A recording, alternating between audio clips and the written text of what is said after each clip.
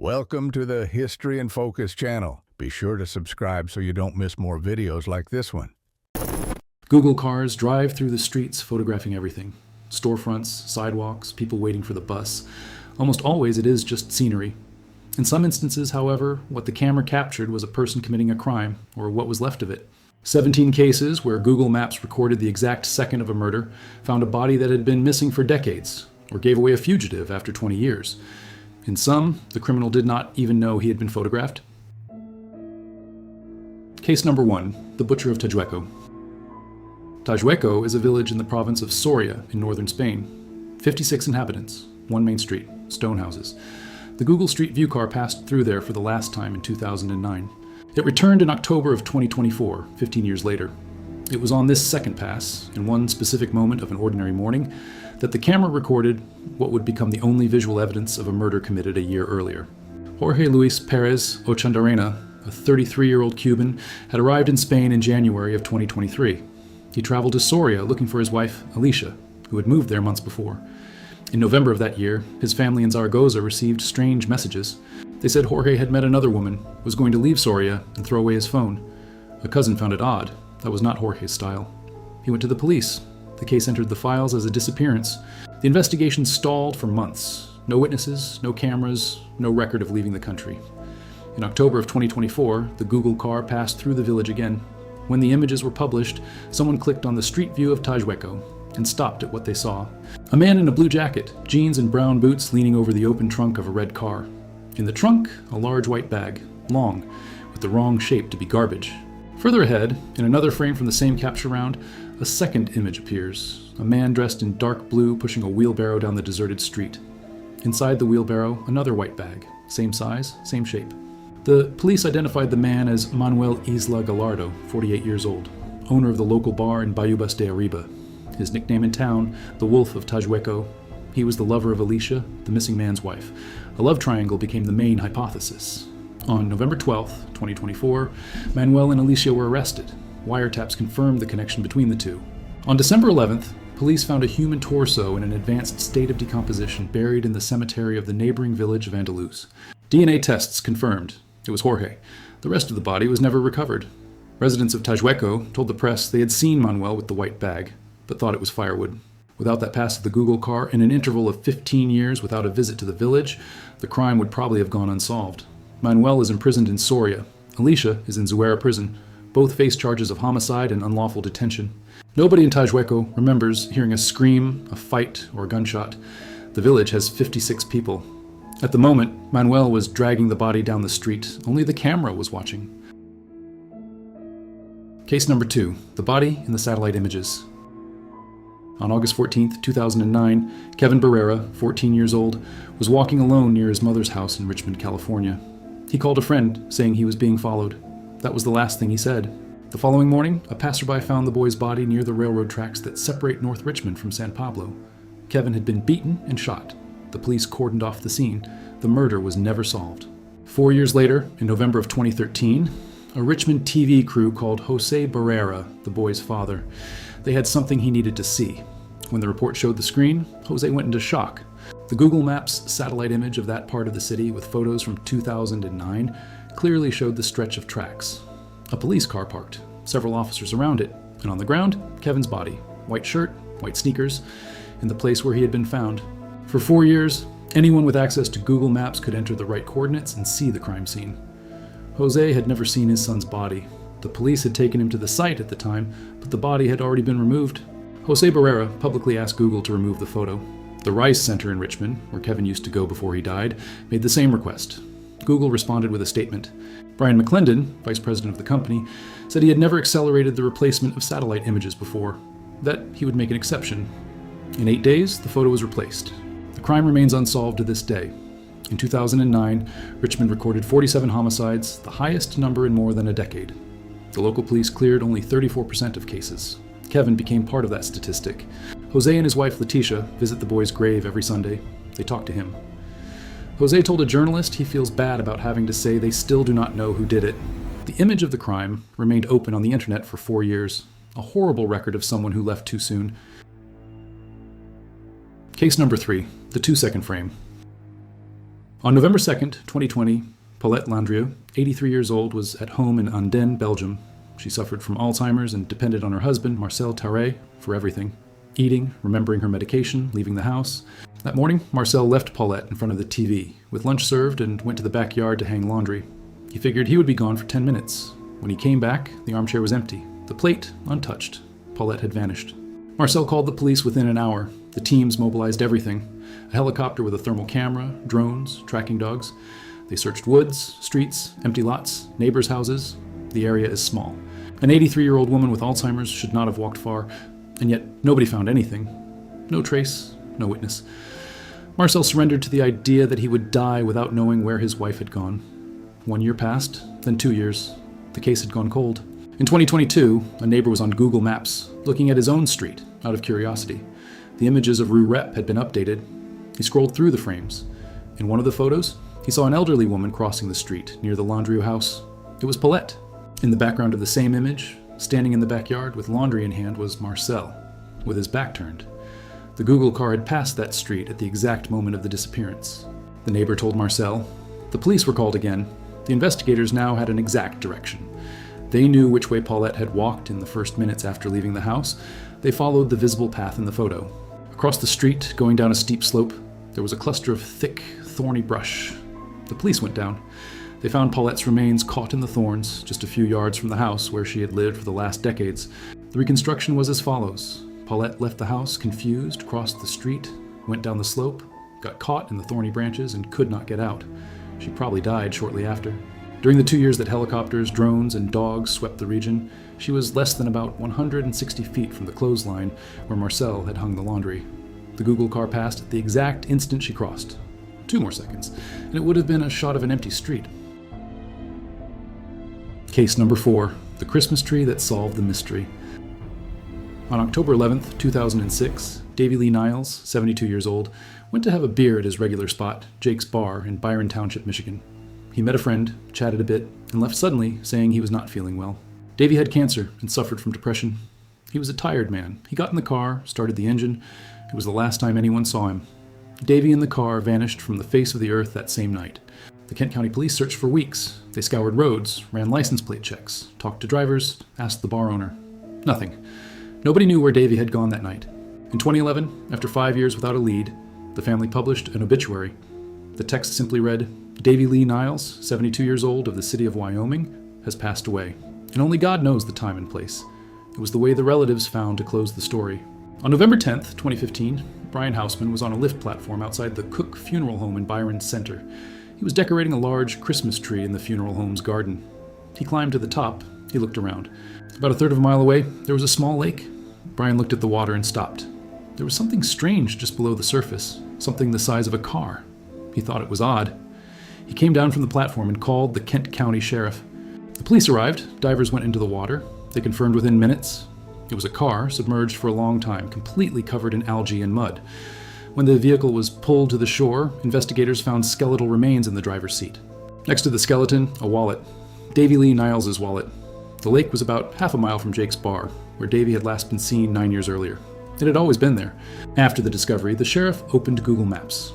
In the satellite images of the area, the outline of the car appeared underwater and had been there for years. It was there, visible in public photos anyone could access. Nobody looked. We will probably never know if it was an accident or not. Davy was in chronic suffering. He left the bar saying he was not well. The car went into the lake. Nobody saw him for 9 years. Case number 5, the architect serial killer. On July 14th, 2023, Rex Hoyerman, a 59-year-old architect, 6 feet 4 inches tall and more than 240 pounds, left his office on 5th Avenue and 36th Street in Manhattan around 8:30 at night. He was carrying a brown bag on his shoulder. He was getting into his car when 3 plainclothes detectives surrounded him. Within 20 seconds, more officers appeared. Rex was arrested right there on the sidewalk, charged with serial murder. The bodies had started appearing in December of 2010 near Gilgo Beach on the south coast of Long Island. 4 young women, all sex workers, wrapped in burlap sacks and dumped in the vegetation along the roadside. More remains surfaced in 2011, 11 bodies total. The Suffolk County Police had no leads. The press began calling the killer the Long Island serial killer. For 13 years, nobody knew who he was. In 2022, the new police chief Rodney Harrison formed a task force to solve the case. They reanalyzed everything. A witness had seen a Chevrolet Avalanche pickup near the site in 2010 when Amber Costello disappeared. Rex was the registered owner of an identical model. Investigators began following Rex in Manhattan without his knowledge. On a particular day, he threw a pizza box into a garbage can. The investigators grabbed the box, which still contained pizza remnants. They took it to the lab. The DNA found matched the material from the victims. In June of 2022, more than a year before the arrest, a Google Street View car was passing along 36th Street and 5th Avenue. It captured an image that went viral afterward. Rex Heuermann, tall, heavy-set, with the same brown bag on his shoulder, standing on the sidewalk talking to a short woman. The investigators studied the photo after the arrest. The woman was never identified. We do not know if she was just a client, an acquaintance, or a potential victim. Security camera footage from the street, released afterward, shows Rex walking minutes before the arrest. Behind him, 3 plainclothes detectives in black suits. Rex did not notice. He kept walking normally with the bag, looking at his phone. A coworker told the press he had talked to him shortly before. He was cracking jokes in the office. In March of 2025, Rex pleaded guilty to 7 homicides and admitted an 8th victim, Karen Vergata. When he was arrested, Rex had been married for decades, had 2 adult children, and a prosperous office. He owed more than $425,000 in back taxes. His wife filed for divorce a few days after the arrest. Today, Rex is in solitary confinement for 23 hours a day in protective custody.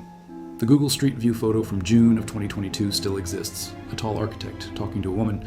The two, with no idea they were being photographed for the last time. Case number 6, the green minivan in the garage. On July 30th, 2010, Leslie Todd Parvin, a retired United States Army sergeant, was standing in front of a house in Richland County, South Carolina. He was drinking beer with Edgar Lopez and Pablo Gutierrez Guzman. Parvin was 39 years old, 20 years of military career, 5 overseas missions, including Iraq and Afghanistan. He had been diagnosed with post-traumatic stress disorder in 2007. From the outside, just another veteran. The night wore on. Beers, conversations in the backyard. Around the time other visitors had left, only the 3 remained. At some point, an argument started. The details were never clear. Parvin pulled a .45 caliber pistol he carried in his car, a habit from his time in service. He shot Edgar and Pablo in the backyard. Both were unarmed. Parvin fled. He shaved his head before hitting the road. He was driving a green Kia minivan heading to Louisiana. A witness who had been at the house earlier wrote down part of the license plate of the green minivan. The Richland County Police began cross-referencing records. They narrowed the list until they found an address associated with Parvin in Columbia, South Carolina. Before sending a team there, someone had a simple idea. They typed the address into Google Maps and opened Street View. The image showed Parvin's house with the green Kia minivan parked in the driveway. From that point, everything fell into place fast. Parvin had returned from Louisiana, driven back by his own father, who would later say he did not believe the charges against his son. On August 19, 2010, less than 3 weeks after the murders, Parvin was arrested at the house that appeared on Street View. The image of the green minivan, captured months earlier, confirmed he was there. The trial lasted days. Parvin claimed self-defense. He said Lopez had demanded more money, that he felt threatened. The defense argued post-traumatic stress. The jury deliberated for more than 2 days. In the end, they convicted Parvin of both homicides. Judge Clifton Newman sentenced him to 35 years in prison. Parvin entered prison as a decorated former master sergeant. Without the minivan photo on Google, the police would have knocked on any other door first. Case number 7, the mafioso who became a chef. Gioacchino Gamino was 41 years old when he entered Rebibbia prison in Rome, awaiting trial for homicide. He was a known name in the Stidda, a Sicilian criminal organization, rival of the Cosa Nostra. In 2002, during the filming of an Italian movie inside the prison, another inmate caused a commotion trying to escape over the wall. The guards ran to contain it. Gamino took advantage of the confusion and walked out the front door. The guards only realized he had disappeared hours later. In 2003, tried in absentia, Gamino was sentenced to life in prison for murder. Italian police knew he had fled to Spain but could never locate where. Gamino changed his name to Manuel, obtained fake documents, married again, and opened a produce shop called El Huerto de Manu in Galapagar, a town about 25 miles from Madrid. For 20 years, he lived like any other Spaniard. At some point between 2018 and 2019, the Google Street View car passed by the street of his produce shop. It captured Gamino standing at the door, talking to another man. In 2021, the Italian anti-mafia unit reviewed Street View images of the area where they believed he might be. They found the photo. The face looked like the fugitive's, but it was blurred by Google's policy. To confirm, they looked for references. They found a nearby restaurant, La Cucina de Manu, with a Facebook profile. On the restaurant's Facebook profile, there was a photo of a man in an apron, looking like a chef, standing in front of a pizza oven. The definitive detail appeared up close, a scar on the left side of his chin. The same scar Gamino had in all Italian police records. It was him. On December 17, 2021, Spanish police entered Galapagar and arrested him. He reportedly asked, "How did you find me? I've not spoken to my family in 10 years. He certainly did not imagine that through a Google car, the police would identify him. Gamino was extradited to Italy in February of 2022 and is serving a life sentence. The produce shop in Galapagar closed. La Cocina de Manu, too. Case number 8, the silver sedan in the lake. On November 7, 1997, William Earl Molt, a 40-year-old mortgage broker, left his home in Lantana, Florida, and went to a nightclub called the Adult Nightclub. He had a few beers. He was not a regular bar-goer. Around 9:30 at night, he called his girlfriend and said he was heading home. He left the club around 11, alone, apparently sober. He got into his silver 1994 Saturn SL. He never arrived. The police opened a missing persons case the next day. They investigated everything, bars along his usual route, repair shops, hospitals, bank records. William had no debts, no history of disappearing, no reason to vanish. He was a quiet man who did not socialize much. The girlfriend kept expecting a call for years. His parents died without knowing what happened.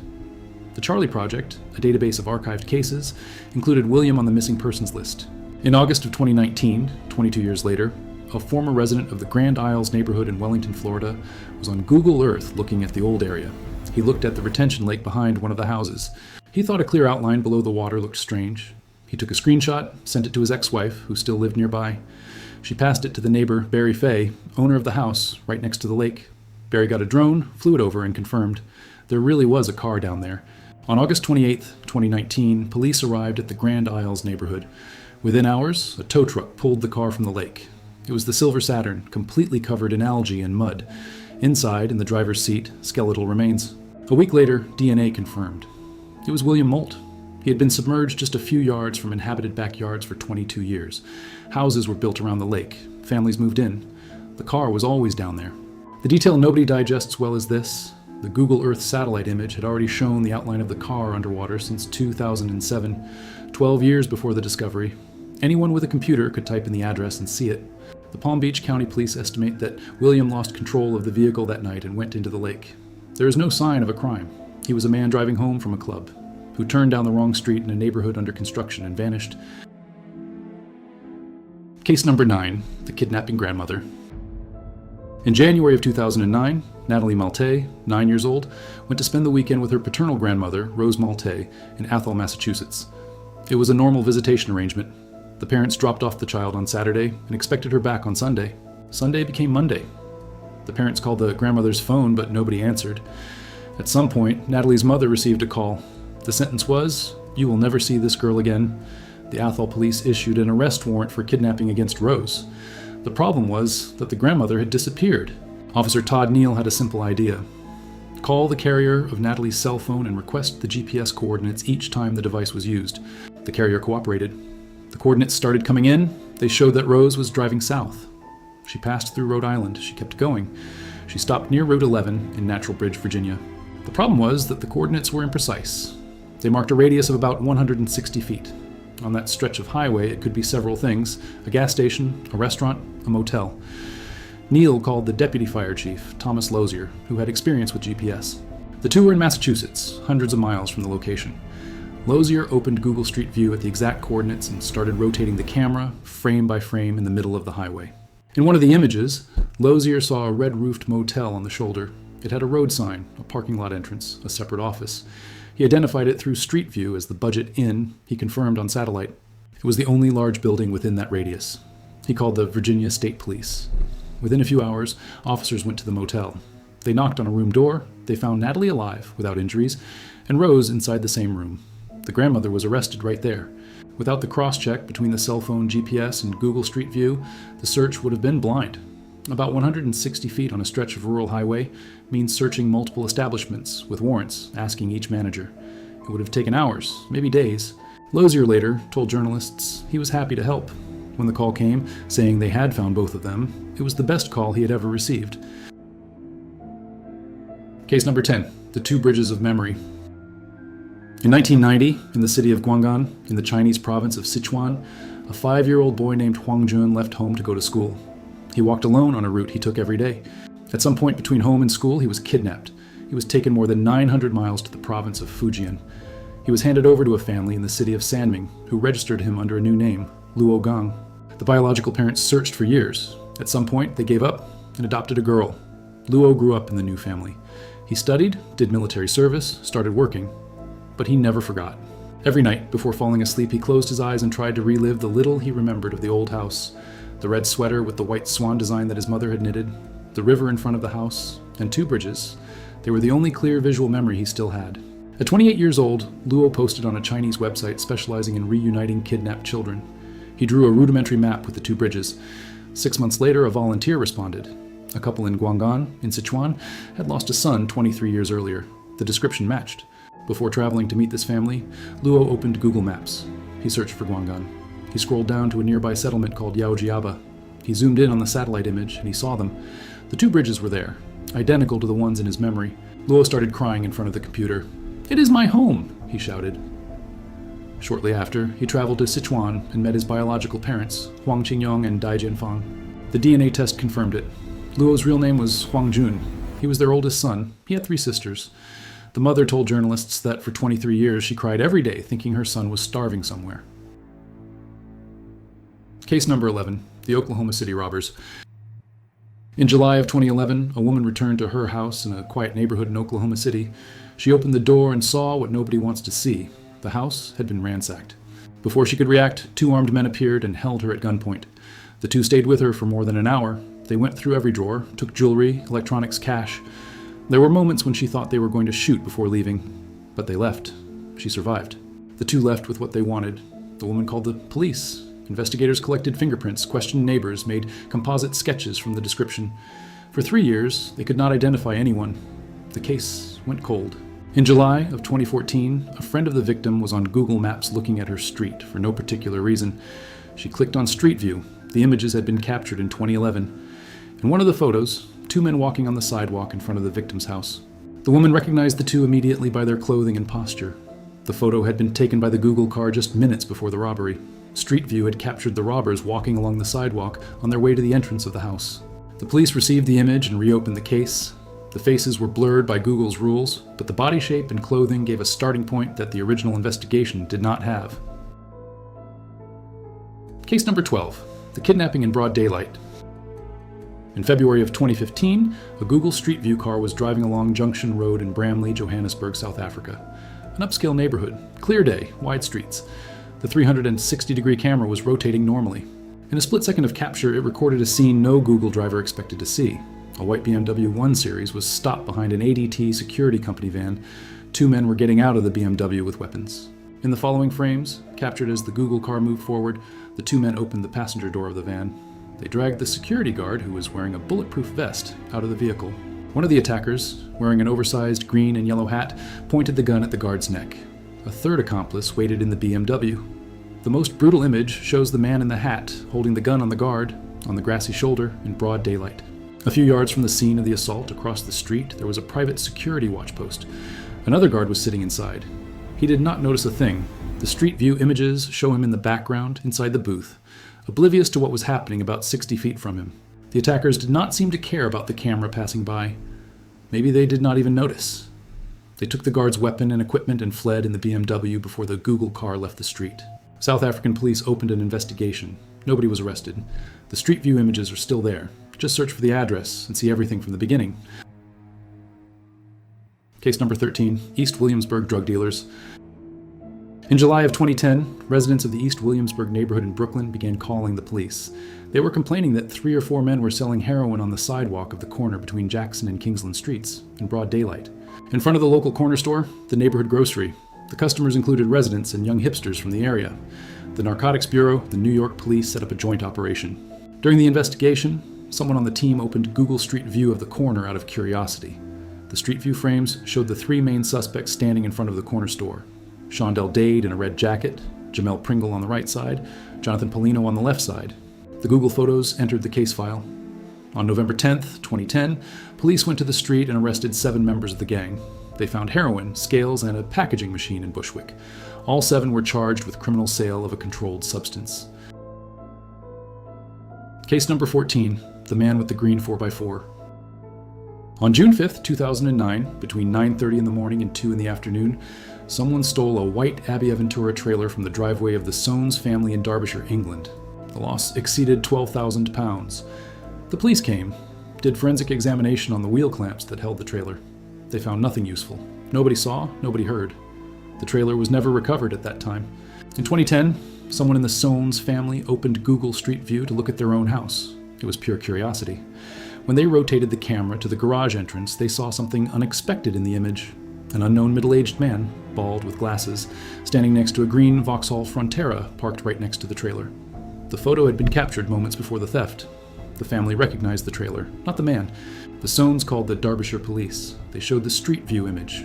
The police reopened the case. The problem was that Google has a policy of blurring faces in all public images. The license plate of the 4x4 was also blurred. The police contacted Google, requesting the unblurred version, arguing it could help the investigation. Google keeps the original images for 12 months before applying the permanent blur. The window was still open. With the unblurred photo, the police were able to release a composite sketch. The Soanes did not recognize the man. A neighbor had seen the guy around, but thought he was a friend of the family. In 2012, after 3 police forces worked together, a 49-year-old man from Coventry was arrested on the M6 on suspicion of having taken the trailer. He was released on bail. Without the Google Pass on that particular street, nobody would have known the green 4x4 had been there at any point. Case number 15, the bicycle twins. In September of 2008, a 14-year-old boy was coming home from school in Groningen, in northern Holland, riding his bicycle on Merwedestraat. 2 young men approached him on the sidewalk. They yanked the boy off the bicycle, threw him on the ground, and took his phone and 165 euros he had in his pocket. The 2 fled in seconds. The boy ran home, told his parents. The police were called. The composite sketch remained open. 6 months later, the boy was at home browsing Google Street View. He decided to look at his own street. When he got close to the spot where he had been robbed, he saw a frame that froze on the screen. It was himself, on the bicycle, wearing the clothes from the day of the robbery. Right behind him, in the same image, 2 men walking. The photo had been taken by the Google car minutes before the crime. The Dutch police formally requested from Google the original version of the photo, without the automatic blur on the faces. Google agreed. When the detective at the Groningen station received the high-resolution image, he recognized one of the men. He was someone already in the system for other crimes. The 2 were 24-year-old twins. Both were arrested. Case number 16, the sprint in front of the camera. In 2014, on an ordinary business day in downtown Middlesbrough in northeastern England, the Google Street View car was driving past a discount store called Savers. The camera was rotating normally. At the exact instant it pointed toward the store entrance, a woman came running out. Tammy McIver, 30 years old, was holding a Sports Direct bag full of products estimated at £60 in value. Behind her, an employee. Google captured the entire sequence. Several frames show McIver leaving the store, picking up speed, the employee appearing in the frame, running after her. As the Google car moved forward, the chase continued in the background of the image. McIver escaped that day. The store reported the theft but could not identify the thief. There was no internal camera that caught the face. The Savers managers moved on. The case entered the list of unsolved petty thefts. Sometime later, Peter Darby, an IT technician, former student at Teesside University, was on Google Street View looking at the old neighborhood from his college days. He scrolled through the frames of the Savers Street, and he saw the footage of the woman running from the store with a bag. Savers passed the images to the Cleveland police. Since Google blurred the face per company policy, the identification was made by the clothing. When McIver was arrested on another occasion, she was wearing exactly the same white outfit from the Street View image. At the Middlesbrough Tribunal, she pleaded guilty to theft and received 12 months of community service with mandatory treatment for substance abuse. The white outfit became evidence. Google became a witness. Case number 17, the Mountain of Bicycles. In March of 2022, the Thames Valley Police executed a search warrant at a house on Giles Road in the Littlemore neighborhood, south of Oxford, England. What they found in the backyard was surreal. More than 500 bicycles stacked on top of each other, forming a mountain of frames, wheels, and handlebars rusting in the open air. Some had been there for years. The homeowner, 54 years old, was arrested for receiving stolen goods. The neighbor next door, Colleen Butler, 53 years old, had been reporting the man for 5 years. She told journalists she'd started complaining when she noticed the absurd number of bicycles arriving. Vans loaded with bikes came in at night and during the day. When she asked the man what he was doing with all of it, he replied that he would send them to underprivileged children in Africa. But the bicycles never left the backyard. The rats started showing up. What nobody noticed before was that the mountain of bicycles was so large it appeared clearly in the Google Earth satellite images, a multicolored metal patch covering the entire backyard. Anyone who typed the house's address into Google could see it. When journalists started comparing old photos with new ones, it became clear the pile had been growing year after year. Google served as the fence's involuntary visual diary. The police began the slow process of trying to identify the owners of the bicycles. Hundreds of police reports were cross-referenced with the serial numbers found. In 2017, the same police force had recovered 164 bicycles from the backyard of another address in Littlemore with a 48-year-old suspect. The profile is so similar that the English papers suspect it is the same man. The detail is simple. The fence had been stealing there for years, and the record was on a free website.